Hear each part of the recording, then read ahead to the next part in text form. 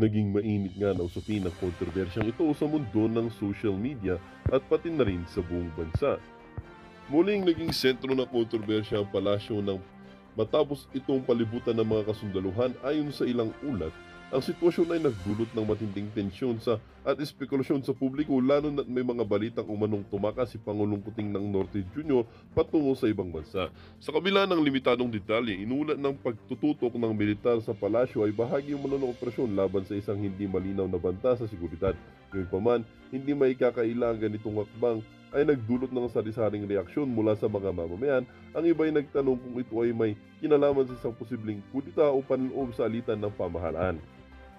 Samantala, lumalaganap din ang mga ulat na biglang umalis sa bansa ang Pangulong Kuting sa gitna ng mga kaganapan. Bagamat wala pang opisyal na pahayag mula sa palasyo ukol dito, ang kanyang pagkawala ay lalong nagpapalakas sa mga haka-haka. Patuloy na binabantayan ng publiko at ng media ang sitwasyon habang hinihintay ang anumang paglilinaw mula sa mga opisyal ng pamahalaan. Sa kasalukuyan, nananatiling tikom ang bibig ng mga kaugnay na ahensya hingil sa tunay na dahilan ng tensyon sa palasyo.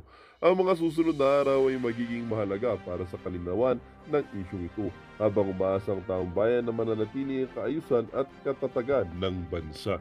Well, mga kaibigan, para nga sa kabuang detalye ay panoorin na lamang natin ang buong video.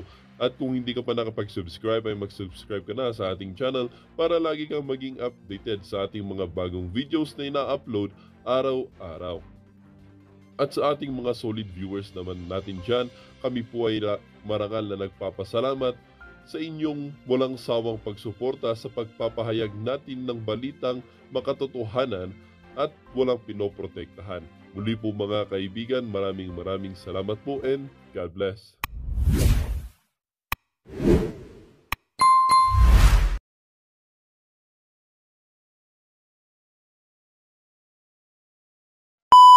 No? Yung simbahan, sige, magturo kayo ng GMRC. Magturo kayo paano mabait yung tao. Failure kayo eh. Sorry failure kayo kasi ako, gaya ko, Kristiyano, iniisip ko, death penalty eh. At i-implement pa. Nagbo-volunteer pa ako eh. Ako sasaksak. Failure kayo. Kaya nga, simbahan, kayo rin may kasalanan. Pero huwag niyo pakialaman ng state na mag-impose ng death penalty. Kaya yan hindi na nagagawa kasi nga may ang simbahan din eh. Nagsasalita, separation ng state eh. At saka ng church. Huwag niyo pakialaman ang state. How to manage yung criminality and yung corruption dito sa country. Gusto natin tanggalin eh. Gusto natin tanggalin droga. Simbahan, ang dapat ginagawa ninyo, sabihan yung inyong mga subjects, no? Ang mga followers ninyo, huwag kayong bibili ng droga. Huwag kayong mambababae. Huwag kayong masyadong kung bibili ng relo na milyon-milyon, bag na milyon, bibili ng property, huwag kayong magnanakaw. Kasi may death penalty yung kabila eh. Yung state, mayroong death penalty. Yun yung magagawa nyo, simbahan. Pero pigilan ninyo yung death penalty ng state. State ang mag-a-approve, ang gagawa. It is a protection for everyone and the future generation of Filipinos. Ang magagawa ng simbahan, pigilan ninyo. Huwag niyong kokonsensyahin yung nagpapatakbo because you are crossing over. Gusto niyo tumakbo kayo. Magpresidente kayo, magbise, o mag-legislator kayo. Pero, pakialaman ninyo yung dapat. Ito, ilang taong kayo nakikialam, tingnan ninyo. Nagkaloko-loko tayo eh. Kaya, sige. Alam niyo ba yan, pag nanakaw na yan, dapat sisihin pa kayo? Ha? Sorry Ang gagaling niyong magsasalita eh. Kayo nga dapat sisihin yan eh. Kasi yung values, no?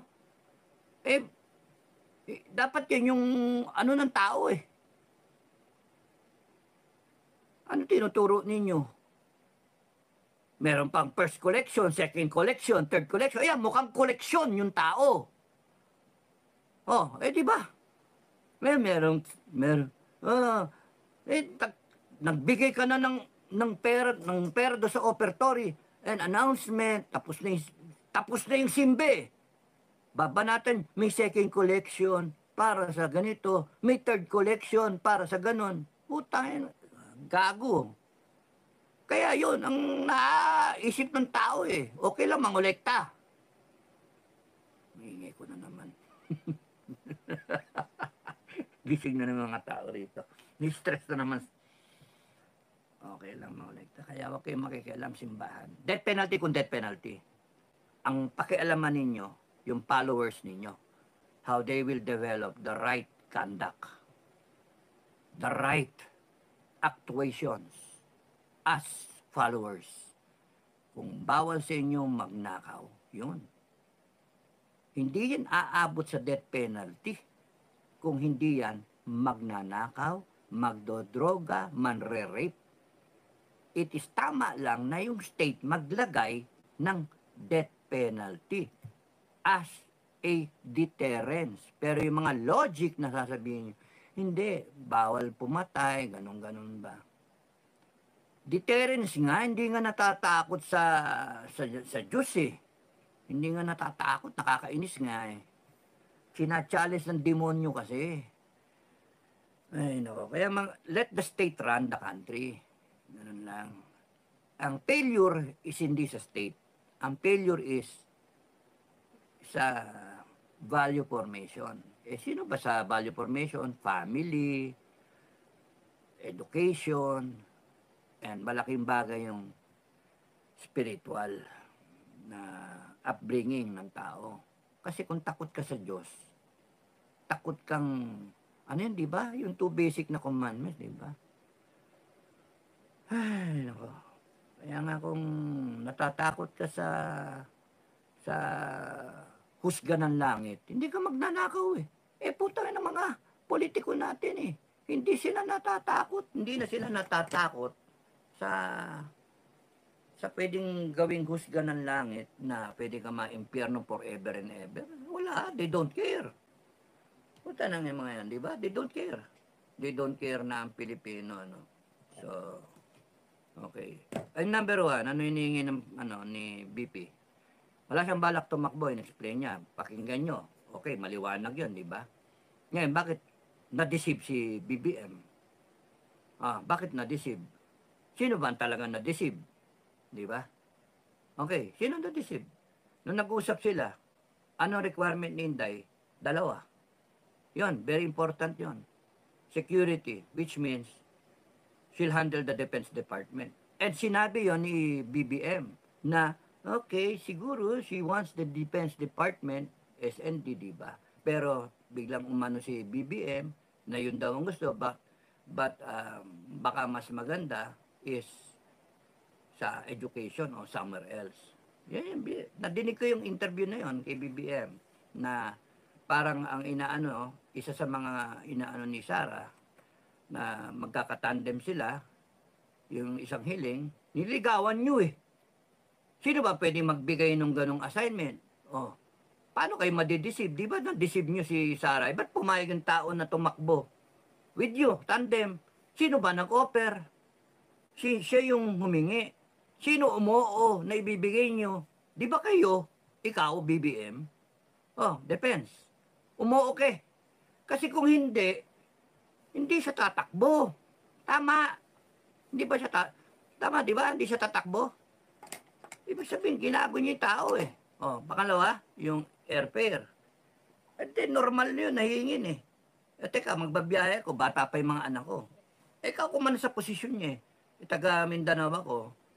Kahit araw-arawin ko yung biyahe yan, very important ako sa iyo eh. Kunya, once a week ako uuwi. O pagka may emergency, so entitlement ko, once a week ako uuwi, or meron akong emergency uuwian. Twice. Expect the flight twice. Yung pangalawang flight, in a week, depende.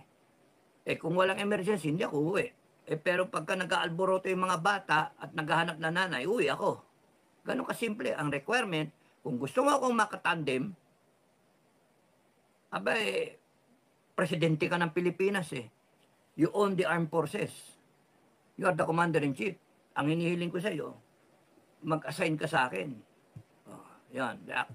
So, umoo. Dalawa lang yun hingi. umuo ka. Bakit? Paano namin nalaman na umuo ka? Kasi, tumakbo kayong pareho eh. Pumayag ang Inday na magbisi sa'yo. Hindi na nga siya tatakbo, nananahimik yung tao. Mag ano na lang siya. Mayor na lang, third term. Yun lang ambisyon ng tao. Pero nung tumakbo siya ng bisi, kinoconsider na niya na sasagutin din niya yung mga hinanaing ng tao. Na kahit papano matugunan niya yung mga taong gustong tumakbo siya sa national. So kahit bisi. Pero pagka tumakbo ka ng bisi, spare tire ka. Alam niya yun. Alam naman di niya alam yun. Kitang-kita niyo kung paano niya pinag-isipan maigi. May plus-minus pa siya. No? Very rational yung thinking. No? Matalino yung tao. Plus-minus, plus-minus. May sinasabi siyang SWOT analysis, yung di pa na intindihan, strength, weaknesses, opportunities, and threats. No? Ang pinatinitignan dyan is yung opportunity. And then, yung threats. No? Pagka nasa kumpanya ka, strength, automatic yun. Alam mo dapat yun eh. Pagka nasa kumpanya ka, nasa private sector ka, may produkto ka, alam mo yung strength ng produkto mo. And then, ano yung weakness? It's better that you know the weaknesses. Given kasi yung strength eh. Pero if you know the weaknesses of your product, in this case, the weaknesses of the position, the title that you are seeking versus the title that you are running for, alam mo na yon, and then dagdag mo yung opportunities and threats, you will be able to form a good marketing plan. Okay? Doon naman nag-originate yung SWOT analysis. Marketing. No? Yung una, LOI eh. No? LOI. Sabi ko, puta naman. Logic of the industry. Logic of the industry. Yun yung di inaano pa ni Sarah. No? At ano yung logic of being the president? Puta yan.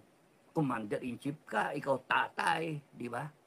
Ano yung logic, LOI, ng vice president? You have to understand, when you speak of logic of the industry, logic of the reason being why ka nandoon sa industry na yon. In this case, the reason for running as President of the Republic or as Vice President of the Republic. Sentido ko man, Vice President, spare tire ka. Pumutok yung gulong, pumutok, pasok ka. Mag-nose dive yung aeroplano, co-pilot ka, you take over. Ganun kasimple. Tingin nyo, di alam ni BP Sara yan? Alam niya, kaya nagbablog kami ni Commander Bukay na we're explaining to you na alam ng tao. At saka wag dapat natin pangunahan. No? Tiwala lang.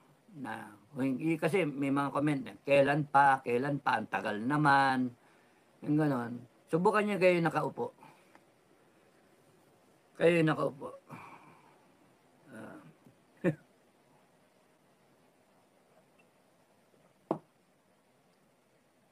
Mahirap din siguro yun. Isipin mo. Ilagay nyo kunyari for a moment kayo yung Vice President ng Republika ng Pilipinas and then putya na lahat gustong inuupakan ka ng kabila, binibira ka, ayaw mo naman na palakihin yung away. Pero kahit saan ka mapunta, gigibain ka hanggang 2028 yan. Hanggang sa magiba ang mga Duterte. Ito ang mga, mga eksperto nasabi ngayon. Nag-weekend na raw ang base ng Duterte. What? Saan kang bansa ba nakatira? Saan planeta ka nakatira? O, sino yung nagsalita nun? Browse kung sino nagsalita. Nag-weekend na yung base ng Duterte. Puta na. Nag-weekend. Tayo lang yan, mga salita na yan. Dapat kayo, sama-sama kayo sa isang isla eh. Bigyan kayo ng papyrus, no? O sulat kayo sa mga mud. O yung gawa kayo ng putik, doon kayo sumulat ng ano ninyo. Hanip kayo mga banat niyo, mga for whatever.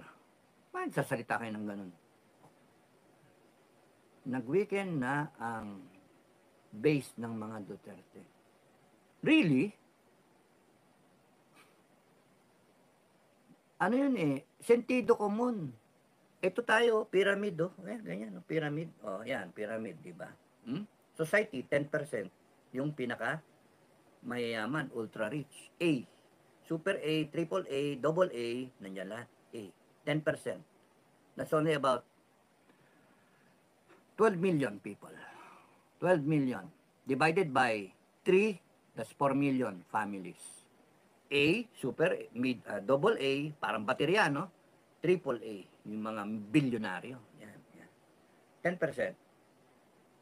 Ito, B, mga 30%, 20%. 20%. B, yung iba sa atin nandoon. No? Middle income, B. Now, 20% times 120 is about 24 million divided by 3 is about 8 million households. 8 million. Isa, 3 million. Tama ba? 12 divided by 3, kasi 3 in a family, no? 12 divided by 3, 4. 4 million, 8 million. Tama, 10%, saka 20 eh. Ito, doble lang eh, ito eh. So, yun. Yan yun, no? So, 70% to natitira. O, kaya nila tinitira ng ayuda. Kasi ito, ang ano dyan, mahirap kumbinsihin dyan yung mga B. Tsaka yung C. Yan, naghalo na dyan ngayon yung sa C, that's about mga 20% din kamo. No? So, kalahati ng population nasa ABC. D, E, F, nandun yung mga mahirap. Yun yung mga tinatamaan ngayon ng inflation. Yun yung mga tinatamaan ng high prices ng gasolina, high prices sa palengke. Yan yung mga tatamaan ng mga bigas na grabe. Yan yung mga kung kumain 2 beses, 1 beses sa isang araw. Yung ibang singa 2 beses kumakain eh. How much more kung nasa D, E, F kayo? Yun yung super ano. Na dahil sa walang makain, rugby na lang o kaya magshabu na lang. Yun. That's why itong putang mga politiko, itong punipuntirya nila sa ilalim. Kasi kung meron kang 10, 20, 20, 50%, yung kalahati nandito. No? Kalahati. That's about 50, 60 million Pilipino. 60 divided by 5. 60 divided by 5. Kasi, 4. Usually 5 yan eh. 5 per family kasi anak ng anak eh. No? Walang magawa eh. Sa buhay eh. Walang entertainment, walang nod-nod sine, walang nod-nod ng whatever, walang good time. Ang good time, patay ilaw, good time. Yon, dami anak. Buntis, buntis, buntis.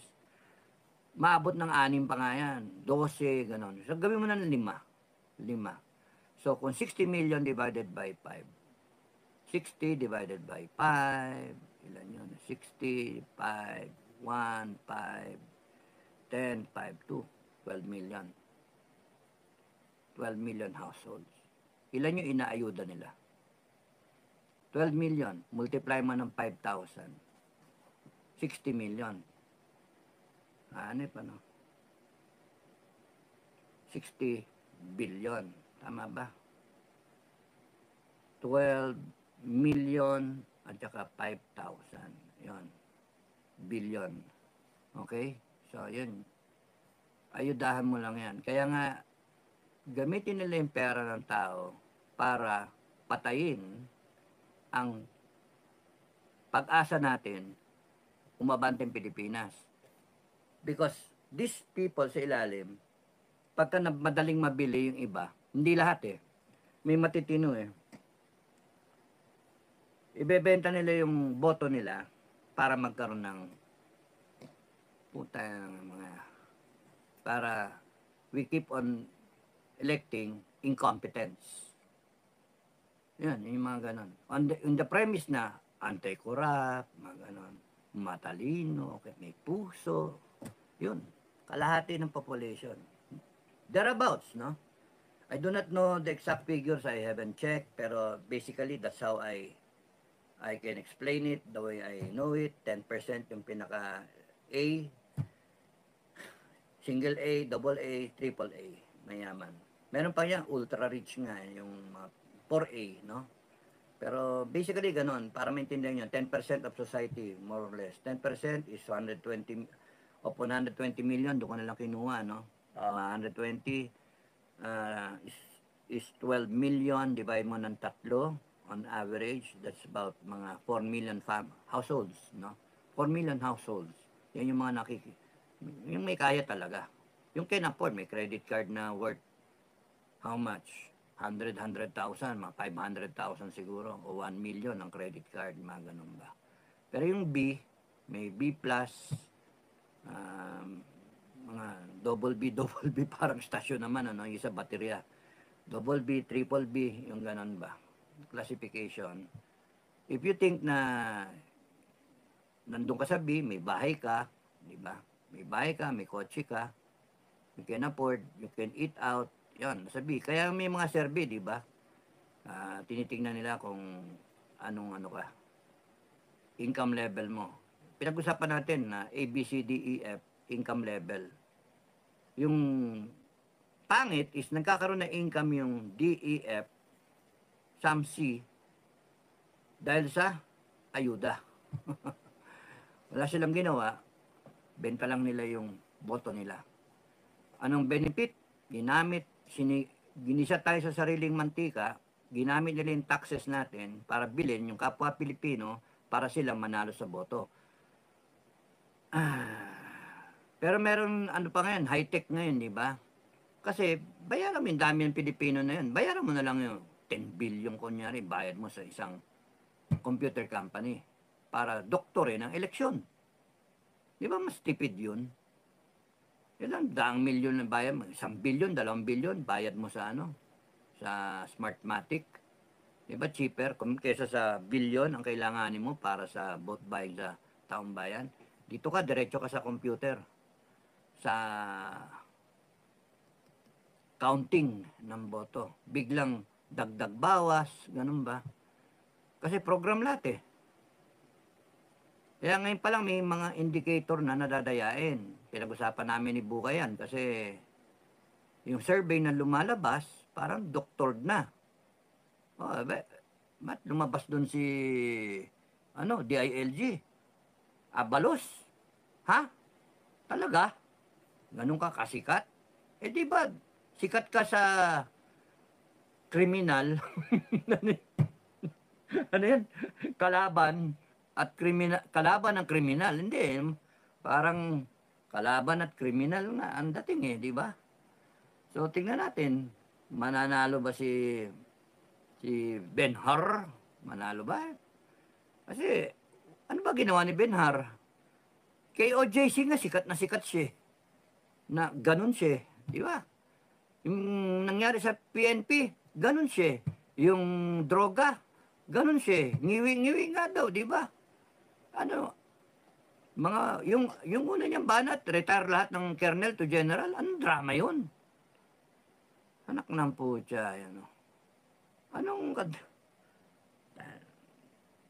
stupidong, he doesn't know how to run the agency. A master sergeant can run the agency better than what he's doing. A master sergeant. Puta. Sa totoo lang. Yung mga retired natin na mga master sergeant, chief master sergeant, kahit sergeant lang nga eh. Bigyan nyo ng opportunity, kayang-kayan. Lalo ni mga na-assign sa mga personnel, na-assign sa operations, na-assign sa logistics, mga sarento natin. Ay, sus, Ginoo. Yung mga tumanda sa opisina, kumuha ka ng mga master sergeant dyan sa PMA. Yung mga nagtagal na dyan. Kumuha ka ng master sergeant sa sa Logcom. Oh, master sergeant dyan sa dyan sa assign sa DND, sa SND, no. Ay, putya. And then bigyan nyo ng posisyon. Boom, sekretary ka. Patakboy mo yung DILG. Tingnan ko, hindi hinampas niyan yung mga tarantado eh. Hindi talaga, I'm telling you, very frankly and all you have these politicians who are incompetent running the show. Kung kami lang ang masusunod, bigay pa namin yan pang insulto eh. Insultuin namin kayo eh. Bigay ko yan sa master sergeant. No? Master sergeant, pipili lang ako dyan.